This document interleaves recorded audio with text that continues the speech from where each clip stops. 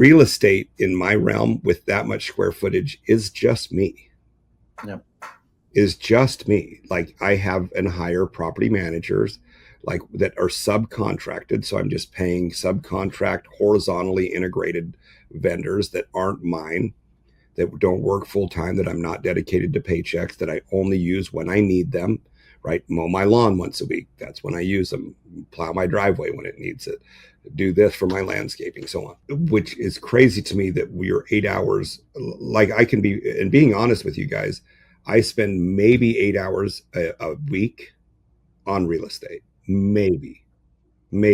I come in every morning and I get on Crexy and LoopNet and I look for these white elephants, meaning giant buildings that are unoccupied, owned by a single tenant and not just owned by end user, that are highly demisable, undervalued, basically depreciated to the end, been for sale for a while. We built an app on ChatGPT that crawls Crexy and crawls LoopNet and looks for these little things I'm looking for. I look personally for nothing less than like 100,000 square feet.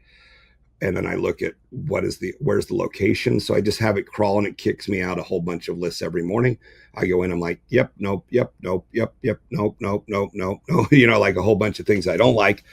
And then I just spend a few minutes and then I run some quick math and I look at the economic environments of that area.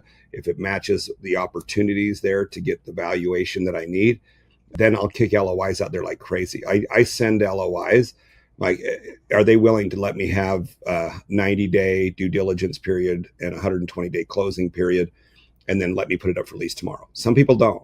And if they don't, I'm not in. Like I'm just trying to offset some of the risk by letting me find tenants prior to entrance.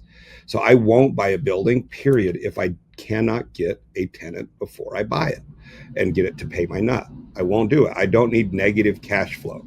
As good as that building may look, if I can't get that building for lease during my due diligence period, I won't do it because it's empty. So I have to look at like Grant's method, 85 to 90% occupied.